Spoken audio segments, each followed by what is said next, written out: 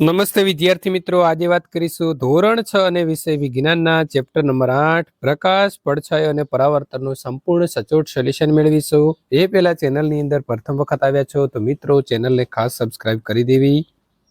વિદ્યાર્થી મિત્રો, પ્રશ્ન નંબર 1, યોગ્ય વિકલ્પ પસંદ કરી ખાલી જગ્યા પૂરો। કોઈ પણ વસ્તુ જોવા માટે પ્રકાશની જે હાજરી છે તે અનિવાર્ય છે। કબાટ, તિજોરીનો અરીસો અપારદર્શક અરીસો છે।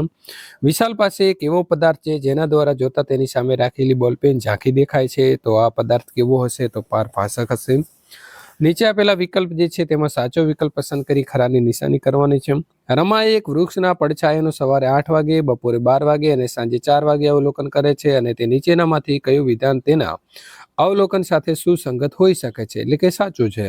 તો પડછાયામાં વૃક્ષનો આકાર અને કદ બંને જે છે તે બદલાય છે। નંબર 5, નીચેનામાંથી કયા પદાર્થનો પડછાયો ક્યારે વર્તુળાકાર ન હોઈ શકે? તો બૂટનું ખોખું। નંબર 3, નીચેના પ્રશ્નોના માગ્યા મુજબ જવાબ લખો। તમે જાણતા હો તેવા પ્રકાશના ઉદ્ગમ સ્થાનો લખવાના છે, તો સૂર્ય, ચંદ્ર, આગિયો, ટોર્ચ, તારા વગેરે જે છે તે પ્રકાશના ઉદ્ભવ સ્થાન છે। નંબર 7, પડછાયા જેમાં જોવા મળતો હોય તેવી કુદરતી ઘટનાઓ કઈ કઈ છે? તો સૂર્યનો આથમવો તેમજ સૂર્યગ્રહણ અને ચંદ્રગ્રહણમાં પડછાયો જોવા મળે છે તેવી કુદરતી ઘટનાઓ છે। નંબર 8, પડછાયો જોવા માટે કઈ કઈ બાબતો પરિસ્થિતિ જે છે તે જરૂરી છે? તો પડછાયો જોવા માટે કોઈ પણ વસ્તુ ઉપર પ્રકાશ પડવો, વસ્તુ પ્રકાશની સામે હોવી અને વસ્તુ અપારદર્શક હોય, આ બાબતો જરૂરી છે। નંબર 9, પિનહોલ કેમેરા વડે સૂર્ય સિવાય અન્ય કઈ કઈ વસ્તુઓનું પ્રતિબિંબ મેળવી શકાય છે? તો પિનહોલ કેમેરા વડે સૂર્ય સિવાય વૃક્ષ, મનુષ્ય, વાહનો, ગમે તે વસ્તુ જે છે તેનું ઊંધું પ્રતિબિંબ મેળવી શકાય છે। નંબર 10, નીચે કૌંસમાં દર્શાવેલા પ્રકાશના ઉદ્ગમ સ્થાનોનું કુદરતી ઉદ્ગમ સ્થાન અને કૃત્રિમ ઉદ્ગમ સ્થાનનું વર્ગીકરણ કરો।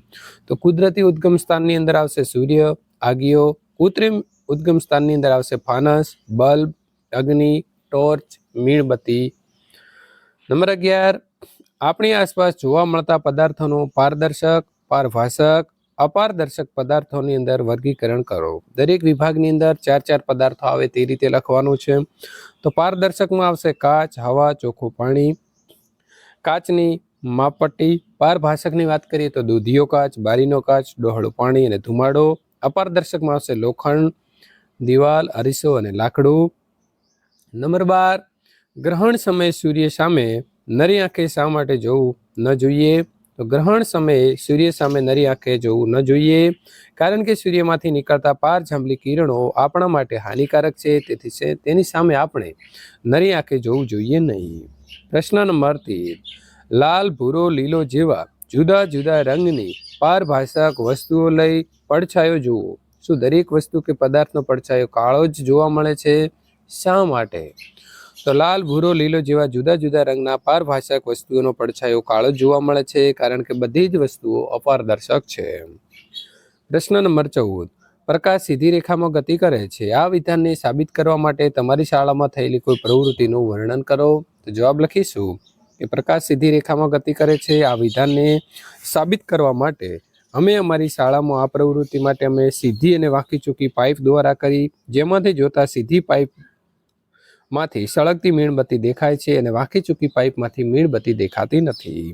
પ્રશ્ન નંબર 15, જો તમારે કોઈ એક પદાર્થના એકથી વધુ પડછાયા મેળવવા હોય તો તમે શું કરશો? તો જવાબ આવશે કે પડછાયા આપણને પદાર્થના આકાર વિશે કેટલીક માહિતી આપે છે। આપણે એક પદાર્થને અલગ અલગ રાખતા વધુ પડછાયો મેળવી શકાય છે, માટે આપણે પ્રકાશ સામે પદાર્થ બદલવાથી પણ પડછાયો બદલે છે। પ્રશ્ન નંબર 16, સવારના સમયે કપડાં સૂકવવાના તાર પર લાલ, લીલો અને વાદળી એમ 3 જુદા જુદા રંગના સમાન કદના ટુવાલ સૂકવેલા છે, તમને તેમના પડછાયાના રંગ કેવા દેખાશે? શા માટે? તો 3 જુદા જુદા રંગના સમાન કદના ટુવાલના પડછાયાના રંગ સમાન દેખાશે કારણ કે પડછાયો એક કલરનો આધાર રાખતો નથી। પ્રવૃત્તિની વાત કરીએ તો નીચે દર્શાવેલા પદાર્થનો ઉપયોગ કરી પડછાયો મેળવો। આ વસ્તુ પદાર્થની જુદી જુદી દિશામાં ફેરવી પડછાયામાં થતા ફેરફાર જે છે તેનું અવલોકન કરવાનું છે। વસ્તુ છે કેરમની કુકરી, નાની બોટલ, ભમરડો અને દડો। જવાબ આવશે કે તડકો હોય તેવા દિવસે ખુલ્લી જગ્યામાં કેમેરાની કુકરી, નાની બોટલ, ભમરડો અને મિત્રો દડો મૂકો। ઉપરાંત વસ્તુઓનો પડછાયો જુઓ, ત્યારબાદ વસ્તુઓની થોડી ગોળ ફેરવો અને પડછાયો જુઓ. અવલોકનની વાત કરીએ તો ઉપરોક્ત વસ્તુઓને ગોળ ફેરવતા પડછાયાના કદમાં તથા આકારની અંદર જે છે તે ફેરફાર થાય છે. વિદ્યાર્થી મિત્રો, આ પ્રકારના સોલ્યુશન મેળવવા માટે ચેનલને ખાસ સબસ્ક્રાઇબ કરી દેવી.